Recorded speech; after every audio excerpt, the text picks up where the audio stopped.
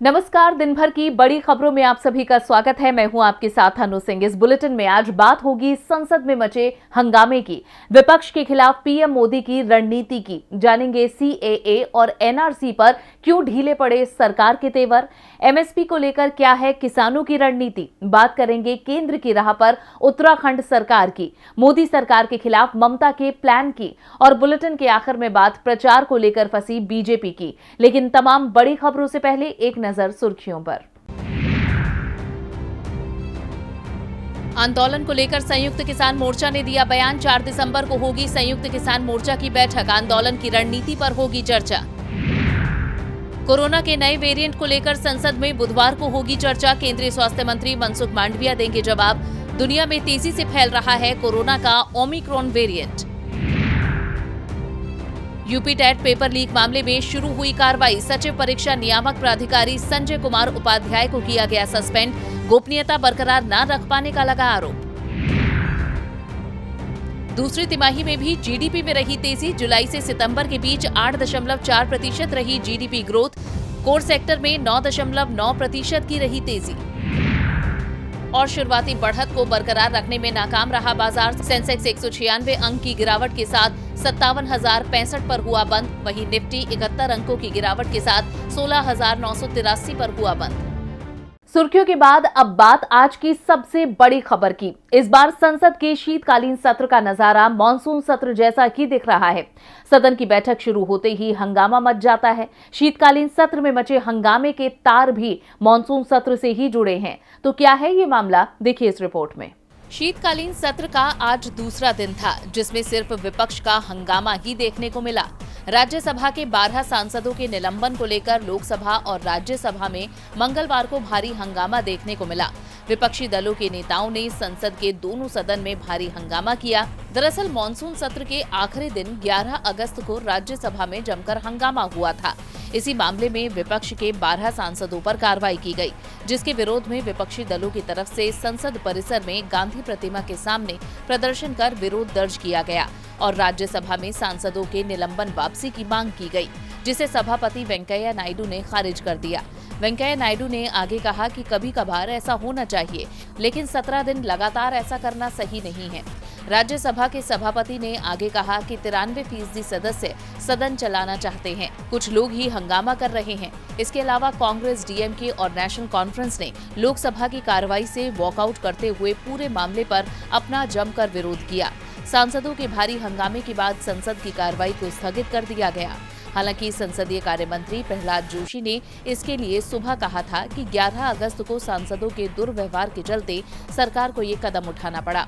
अगर वे माफी मांगते हैं तो निलंबन वापसी पर विचार किया जा सकता है। वहीं दूसरी तरफ विपक्ष ने माफी मांगने से साफ इनकार कर दिया।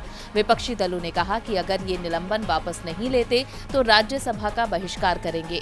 यानी विपक्ष के तेवरों से साफ है कि सरकार की मनमानी अब और नहीं चलेगी और जिस तरह मॉनसून सत्र में काम नहीं हो सका था, उसी तरह शीतकालीन सत्र में भी नहीं होने देंगे। फिर से हंगामा, विपक्ष सरकार के आगे झुकने को तैयार नहीं है। ऐसे में सवाल है कि क्या इस बार भी संसद में किसी भी मुद्दे पर चर्चा नहीं होगी। विपक्ष अड़ गया है कि सभी सांसदों का निलंबन वापस लिया जाए, जिसने पीएम मोदी की टेंशन को बढ़ा दिया है। इसे लेकर उन्होंने अपने मंत्रियों के साथ मंथन भी किया, जिससे साफ हो गया कि विपक्ष के तेवर से सरकार डरी हुई है। मोदी सरकार ने सोचा था कि शीतकालीन सत्र के पहले दिन कृषि कानूनों को रद्द करने का प्रस्ताव पास कर वो एक तीर से 2 निशाने लगाएगी। एक तरफ किसानों को मनाएगी तो दूसरी तरफ विपक्ष को शांत करवाएगी। लेकिन उस तीर से तो मोदी सरकार ही घायल होती नजर आ रही है, क्योंकि ना तो किसान मान रहे हैं और ना ही विपक्ष के तेवर शांत हो रहे हैं। अब 12 सांसदों को निलंबन करने के मसले पर सरकार और तमाम विरोधी दल आमने सामने आ गए हैं। यहाँ तक कि सूत्रों के हवाले से ये भी कहा जा रहा है कि 12 राज्यसभा सांसदों के निलंबन पर कुछ पार्टियां पूरे सत्र का बहिष्कार कर सकती हैं। इसी खबर के बीच दोनों सदनों से विपक्ष के नेताओं ने वॉकआउट भी कर लिया है। कांग्रेस नेता नेता अधीर रंजन चौधरी ने केंद्र पर हमला बोलते हुए कहा कि ये सरकार का डराने का नया तरीका है।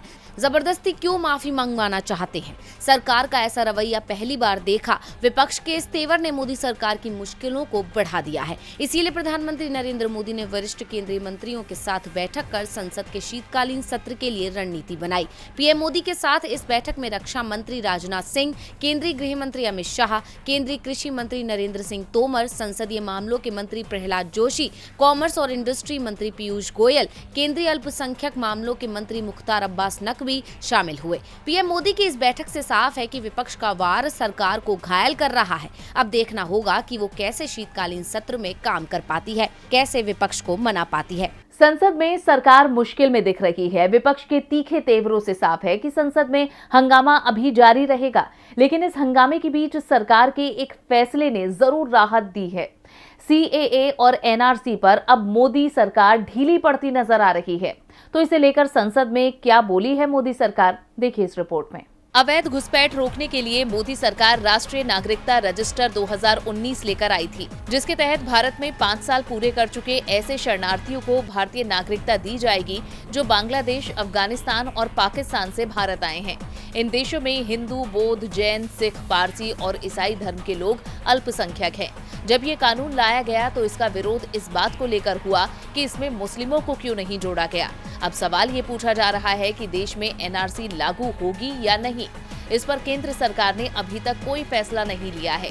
ये जानकारी केंद्र की ओर से लोकसभा में लिखित जवाब में दी गई। केंद्र की ओर से बताया गया कि देश भर में एनआरसी लागू करने पर फिलहाल कोई विचार नहीं होगा।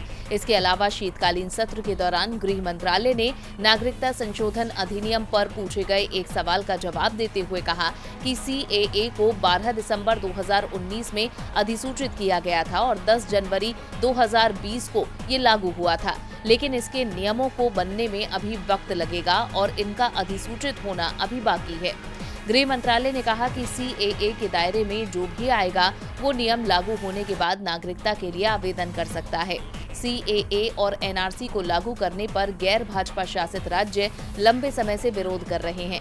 यहां तक कि एनडीए के समर्थन वाली नीतीश सरकार ने भी बिहार में एनआरसी लागू न करने का बयान दिया था। इसके अलावा बंगाल, महाराष्ट्र, पंजाब, राजस्थान समेत अन्य राज्य एनआरसी को लागू करने से इनकार कर चुके हैं। न सीएए के लिए नियम बने हैं और न ही एनआरसी का प्रस्ताव ही तैयार हुआ है। साफ है कि विरोध को देखते हुए सरकार के तेवर ढीले पड़ते दिख रहे हैं। ऐसे में सवाल है कि क्या सरकार सीएए और एनआरसी को भी वापस ले रही है, जैसे तीनों कृषि कानूनों को वापस लिया गया।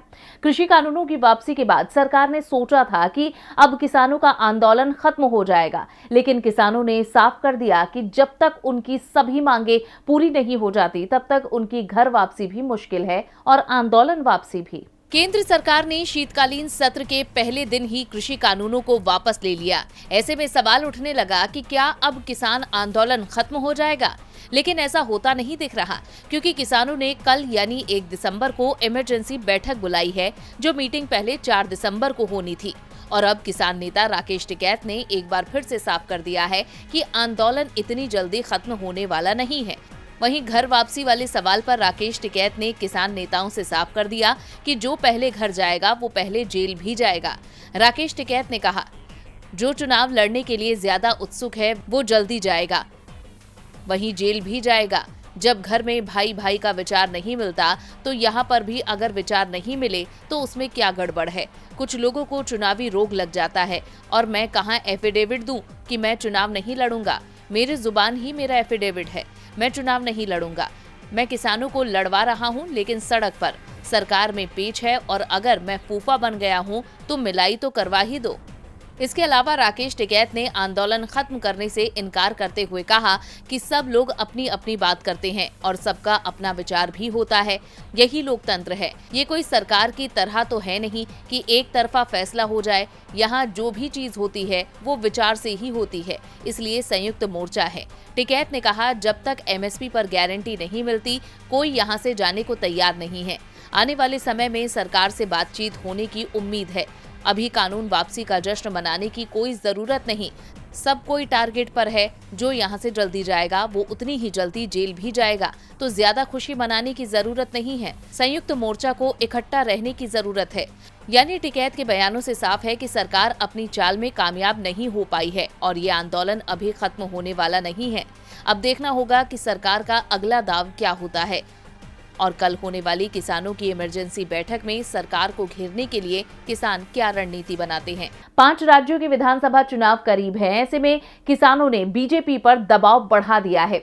दबाव में मोदी सरकार दिख रही है तो चुनावी राज्यों में बीजेपी की राज्य सरकार भी दबाव में है, खासतौर पर उत्तराखंड की बीजेपी सरकार, और इसका असर भी दिख रहा है। मोदी सरकार की तरह उत्तराखंड सरकार भी अपने ही फैसले से पीछे हट गई है। उत्तराखंड में अपनी कुर्सी बचाने के लिए राज्य के मुख्यमंत्री पुष्कर सिंह धामी ने पूर्व मुख्यमंत्री त्रिवेंद्र सिंह रावत का फैसला पलट दिया है और लंबे समय से चल रही राज्य के साधु संतों की नाराजगी को खत्म करने के लिए बड़ा फैसला लिया है। दरअसल उन्होंने देवस्थानम बोर्ड को भंग कर दिया है। इस बोर्ड का लंबे समय से विरोध हो रहा था और तीर्थ पुरोहित इसे भंग करने की मांग पर आंदोलन कर रहे थे। दावा है कि त्रिवेंद्र सिंह रावत की कुर्सी साधु संतों की नाराजगी की वजह से ही चली गई थी। अब पुष्कर सिंह धामी को भी संतों की नाराजगी का खामियाजा न उठाना पड़े, ऐसे में चुनाव से ठीक पहले खुद मुख्यमंत्री पुष्कर सिंह धामी ने इसकी आधिकारिक घोषणा की है। सीएम धामी ने कहा कि हमारी सरकार ने 4 धाम देवस्थानम प्रबंधन बोर्ड विधेयक को वापस लेने का निर्णय लिया है। बता दें कि देवस्थानम बोर्ड एक्ट जनवरी 2020 में मुख्यमंत्री त्रिवेंद्र सिंह रावत की सरकार में बना था। इसके बाद 2 साल पहले देवस्थानम बोर्ड की स्थापना की गई थी। ये बोर्ड 4 धामों केदारनाथ, बद्रीनाथ, गंगोत्री और यमुनोत्री से जुड़े 51 मंदिरों की देखरेख करता है। पुरोहित इस बोर्ड के गठन का विरोध कर रहे थे। उनका कहना था कि इस बोर्ड ने मंदिरों पर उनके परंपरागत अधिकार को खत्म कर दिया है। इसी साल जुलाई में पुष्कर सिंह धामी को मुख्यमंत्री बनाया गया था। उन्होंने तीर्थ पुरोहितों की मांग पर एक कमेटी का गठन किया था और उसकी रिपोर्ट के आधार पर फैसला लेने का वादा किया था। मुख्यमंत्री धामी ने 30 अक्टूबर तक फैसला लेने का वादा किया था, लेकिन इसमें देरी होती देख तीर्थ पुरोहितों ने 30 नवंबर तक फैसला न होने पर मोदी की रैली और शीतकालीन सत्र के विरोध का निर्णय लिया था। 4 धाम तीर्थ पुरोहित महापंचायत ने 30 नवंबर के बाद आंदोलन तेज करने का ऐलान भी किया था। आपको बता दें कि इसी के चलते पूर्व सीएम त्रिवेंद्र सिंह रावत को मंदिर में जाने से भी रोका गया था और देवस्थानम बोर्ड को लेकर तीर्थ पुरोहितों ने नवंबर में प्रधानमंत्री नरेंद्र मोदी के केदारनाथ दौरे का विरोध भी किया था। हालांकि धामी के समझाने के बाद पुरोहित मान गए थे और अब जब बीजेपी को विधानसभा चुनाव में हार नजर आने लगी तो पार्टी ने देवस्थानम बोर्ड को भी भंग कर दिया। यानी मात्र 15 दिन में ये बीजेपी की दूसरी हार है। अब देखना होगा कि चुनाव से पहले सरकार और कितने फैसले बदलती है।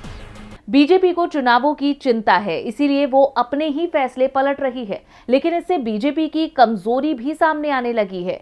एक और बीजेपी कमजोर हो रही है तो विपक्ष में भी अब बीजेपी की जगह लेने की रेस तेज हो गई है और इस रेस में कांग्रेस को टक्कर देने की कोशिश करती दिख रही है टीएमसी प्रमुख ममता बनर्जी। तो क्या है ममता की रणनीति जिससे परेशान है कांग्रेस? देखिए इस रिपोर्ट में। पश्चिम बंगाल की मुख्यमंत्री ममता बनर्जी आज से मुंबई के 2 दिवसीय दौरे पर हैं।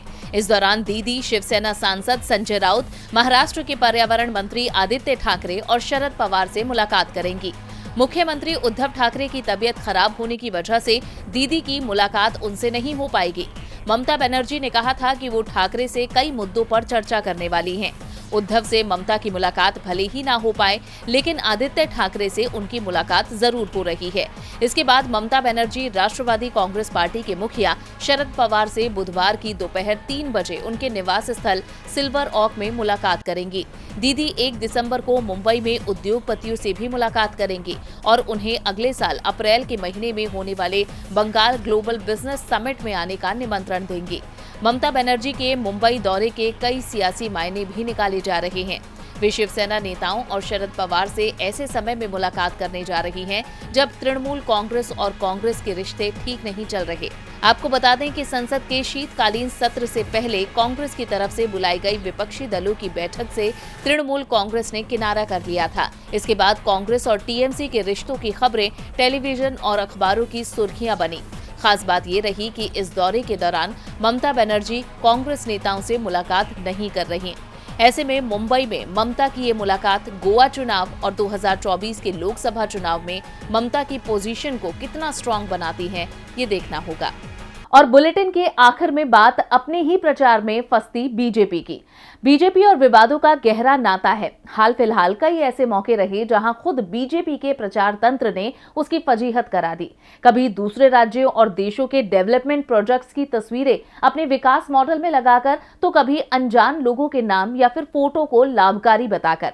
एक बार फिर से अपनी भ्रामक कार्यशैली का नमूना बीजेपी ने पेश किया है। क्या है ये घटना, देखिए इस रिपोर्ट में। अगर आप दिल्ली में रहते हैं तो कई बार आपने सड़क के किनारे होर्डिंग्स में दिल्ली भाजपा की झुग्गी सम्मान यात्रा के पोस्टर जरूर देखे होंगे। दिल्ली में अगले साल होने वाले नगर निगम चुनाव से पहले दिल्ली बीजेपी ने झुग्गी वालों से संपर्क साधने और मोदी सरकार की कल्याणकारी योजनाओं का प्रचार कराने के साथ ही अरविंद केजरीवाल सरकार की नाकामियों को उजागर करने के लिए झुग्गी सम्मान यात्रा की शुरुआत की थी।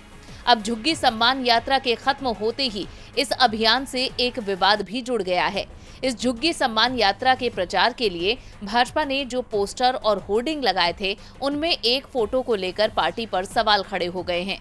दरअसल दिल्ली भाजपा के झुग्गी सम्मान यात्रा के पोस्टर्स में मशहूर तमिल लेखक पेरुमल मुरुगन की फोटो का इस्तेमाल किए जाने की जानकारी है। सोशल मीडिया पर इसे लेकर बीजेपी को ट्रोल किया जा रहा है। सोशल मीडिया पर शेयर की गई फोटो के मुताबिक भारतीय जनता पार्टी की दिल्ली इकाई ने राजधानी में झुग्गी सम्मान अभियान को बढ़ावा देने के लिए अपने पोस्टरों में प्रसिद्ध तमिल लेखक पेरुमल मुरुगन की तस्वीर का इस्तेमाल किया है। बीजेपी ने अपने प्रचार में उन्हें झुग्गी वाला बताया और मीडिया रिपोर्ट्स के मुताबिक झुग्गी सम्मान यात्रा अभियान के रूप में दिल्ली में कुछ हिस्सों में लगाए गए पोस्टरों में अन्य झुग्गी वासियों के साथ मुरुगन की तस्वीर का इस्तेमाल किया गया। ये पोस्टर सोमवार को पटेल नगर में दिल्ली भाजपा इकाई के एक कार्यक्रम में देखे गए थे। सोशल मीडिया पर इस मामले की तूल पकड़ने के बाद दिल्ली भाजपा के उपाध्यक्ष राजन तिवारी ने कहा है कि वे डिजाइन टीम से जांच करेंगे कि आखिर ये गलती किस वजह से हुई। वहीं भाजपा नेता ने कहा है कि पोस्टर के डिजाइन का काम आमतौर पर एक निजी एजेंसी को आउटसोर्स किया जाता है या फिर पार्टी की सूचना प्रौद्योगिकी टीम इसे हैंडल करती है। हालांकि भाजपा के वरिष्ठ पदाधिकारियों से पहले पोस्टरों की मंजूरी लेनी होती है। तो आज इस बुलेटिन में बस इतना ही। देखते रहिए डीबी लाइव। नमस्कार।